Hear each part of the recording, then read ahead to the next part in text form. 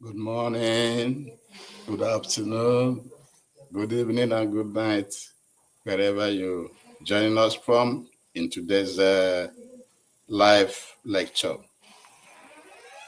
My name is Dr. Bioramba Iboweze, reaching you from Nkolo Mahadum Wisdom University.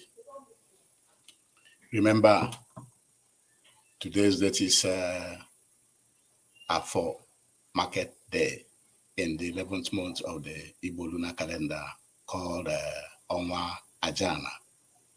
And in the Roman Catholic calendar, today's date is December 14, 2024. At Nkolo Mahadum, we always encourage you to use your naturally given common sense, which we call akonuche, to always evaluate all the information you are getting across the globe before you make a decision. And if other news media from different parts of the world present issues to benefit them, the same way in Nkolo Mahadum Wisdom University, we package our lectures to present it to you so you can see it from Biafran and African perspectives. Therefore, we encourage you to please subscribe to our YouTube channel, comment, like our lectures, follow us on YouTube, Facebook, Twitter, and other social media platforms, Instagram, TikTok. Invite your family and friends to join us and go back to all our previous lectures. If you miss any lecture, go back to it, because all the lectures we are packaging is meant for you. And the title of today's lecture is The Syrian Regime Change and the Interest of Those Behind That Change.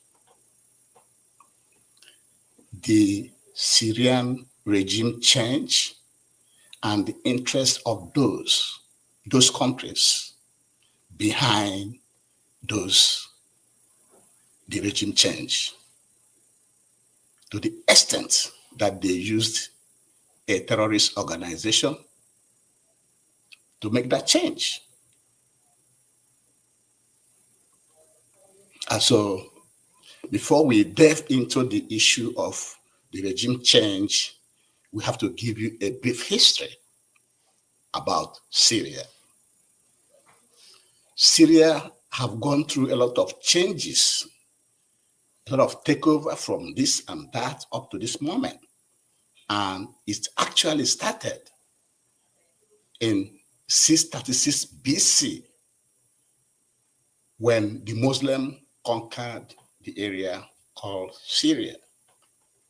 And then there was a time it became the Ottoman Syria. That was when the Ottoman Empire was in control of Syria. And that was between 1516 to 1918. Thereafter, it became Arab Syria in the 1920s. And then, after the First World War, and then the Europeans, the Western Europeans, who won the war with the Allied forces, shared the Middle East to themselves, and therefore gave France the mandate to be overseeing Syria. So they gave Syria to French, or to France. And France had mandates between 1922 to 1925. But Syria actually became independent, a state the way it is today, on October 24th, 1945. And it will be interesting to note that Syria also has 5 countries. Syria has border with 5 countries. One of them is Turkey to the north, Lebanon to the west, Iraq to the east, Jordan to the south, and Israel to the southwest. You see all the countries that has borders with Syria: Turkey, Lebanon, Iraq, Jordan, and Israel. So how did al-Bashar came to power? Bashar al-Assad came to power in the year 2000, following the death of his father, Hafez al-Assad, in 1970. His father, Hafez al-Assad, came to power in 1970, and when he died, he was grooming his son, his first son. His first son is Bashar al-Assad to replace him. But unfortunately, Bashar, his first son, died in a car crash in 1994. Meanwhile, Bashar al-Assad was studied and was practicing as an eye doctor in London. So therefore, he has to come back to therefore take over the government from his father in the year 2000. We want to also explain to you in this lecture what regime change means. What does regime change mean? Regime change is partly forcible or coercive replacement of one government regime with another. So regime change can take the place of, it can be like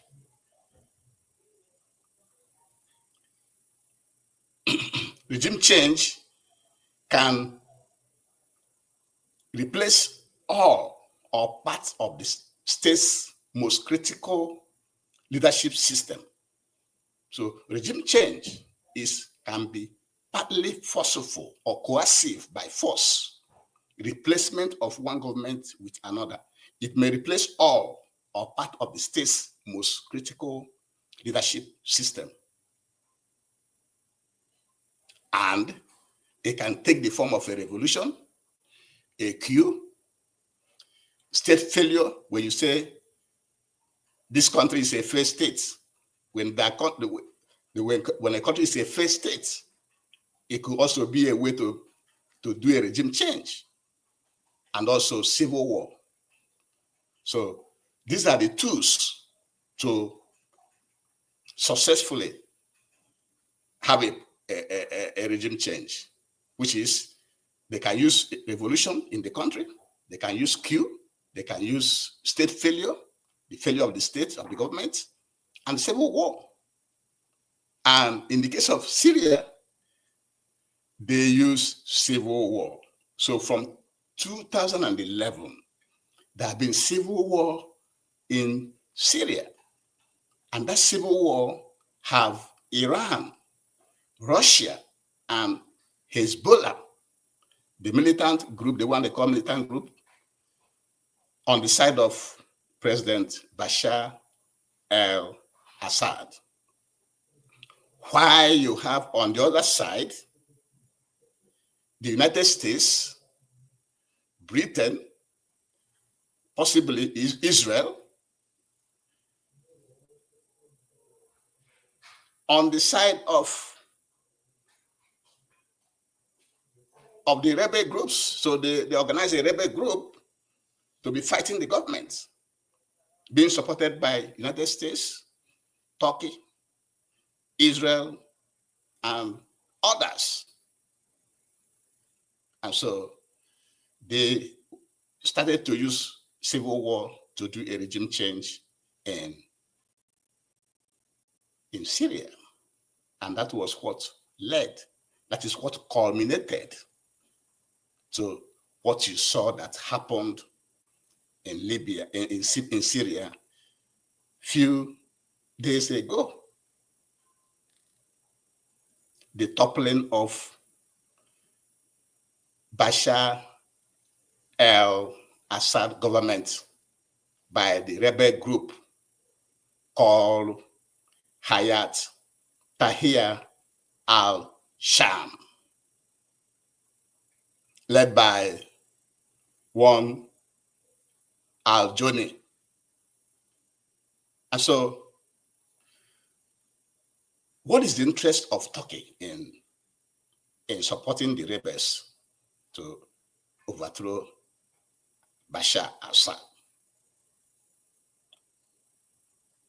The interest of Turkey is the Kurdish population and refugees. In eastern Syria, you have a sizable number of Kurdish population, and Turkey is accusing them of supporting the Kurdish rebels in their own country. And so Turkey is interested in suppressing or killing the Kurdish people to stop them from supporting the Kurdish population in their country, from rebelling, from going away, from having their own country. And also, there is about 4 million Kurdish people that are now refugees in Turkey. So that was the interest of Turkey for trying to support the United States and Israel and others to remove Bashar al-Assad. Israel is another power that is working with the United States against Syria. What is their interest? Land, the Golan Heights, which they annexed by force. They're occupying some lands owned by Syria called Golan Heights. They want to maintain and hold that land. And they are also accusing Syria of terrorism against the Israelites. And so two of them have been arch enemies. Iran has been working with Syria to checkmate USA and Israeli, what they call aggressions in the Arab land, their incursions into Arab territories. So Iran and Syria have been working together to checkmate the United States and other powers and Israel from what they are doing in Arab land, trying to take Arab land. Russia was using Syria for influence in the Middle East, in the Arab land. So they have been together since the Soviet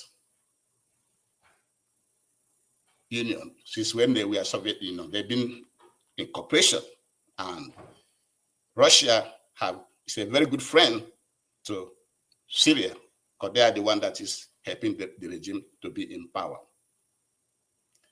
How about the United States? US never had good relationship with Syria. And so they are instrumental. They are the one that is actually pressing most of the buttons to make sure that the Bashar Assad regime collapses. Since the severed relation, the United States severed relation with Syria during the Arab-Israeli War of 1967, far, far, far back. And also, the United States are the ones that is controlling the oil field in Syria. They control the oil field in Syria called Al-Omar oil field. The only oil field in Syria is being controlled by the United States. Also, the United States also passed a law called Caesar sanction, which was signed in by Trump in 2019. That sanction targets all the industry, all the businesses in Syria that help to cripple the Syrian economy. But the question now is, with the fall of the government of Assad, and we want you to know that Assad was very lucky. He would have just been killed, like they killed Muammar Gaddafi in Libya, like they killed Saddam Hussein of Iraq. He was just lucky. It's another debacle of removing a leader, trying to kill him, but Assad was very lucky to escape. So the question in the mind of everybody is, what will Syria become after using a terrorist organization called Hayat Tahrir al-Sham and their leader to remove an elected president, Bashar al-Assad? What will be the fate of Syrians now? What Nkola Mahadum wants you to take away from today's lecture is that what is going on in Syria is unipolar order influence, the unipolar order. Once you disagree from the unipolar rules, you're going to be taken away. What is going on in Syria right now is that the powers that be can use any means to get you out of power. And in this case, they are using a terrorist organization. They use that to do this successfully. So now they support anybody to achieve their aim. They call you terrorist group today when you are not working with them, but when you are working with them, you become their friend. They extol you, they praise you, they try to baptize you. That is what you have to know. It's about land grabbing. It's about resource control. So don't just be seeing things from the surface. And before we end this lecture, like we said, we're looking at the time, it's going very fast. The takeaway from today's lecture is that the Syrian change, regime change, and those behind it, they didn't just come to do it. They have their interests. You can see all the interests of the players. Israel, Golan Heights annexation, and you can see they are moving in. They're even trying to get more land. They are moving in, been bombing since that time, trying to get more lands. So it's about land and resources. Turkey wants to stop those trying to be free in their country. The Kurdish wants to be free in Turkey, and they don't want that. They don't want freedom of those people. And that's why they participated in the sham that has gone on in Syria. Iran is trying to protect. Each time you're trying to protect, you are termed a terrorist. Each time you try to protect your own, your resources, your people, you are in their bad books. Russia came there for influence, to participate in getting what the West is getting, which is resources, which is control of the Arab people. And the US is the one that is the champion of regime change. They do not want Bashar Assad to remain in power, and hence they started that civil war, supporting the rebels with Israel and Turkey and other collaborators. And now they have successfully removed an elected president of a country. That also tells you that Western democracy is imposed by puppet. If any Western democracy elects somebody that will serve the interests of the West, they will say, it's okay. But when you elect somebody that will not serve their interests, they will find fault and try to make a change in that country, either by revolution, either by coup, either by state failures, either by civil war.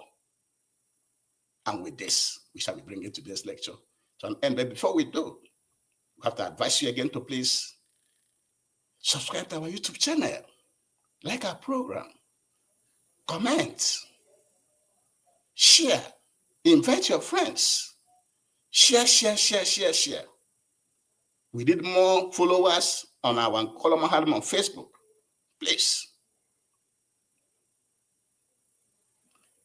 The world we live in is the more you look, the less you see. And with this, we shall be bringing today's lecture to an end. Thank you very much for joining us today, and have a great weekend. Bye-bye.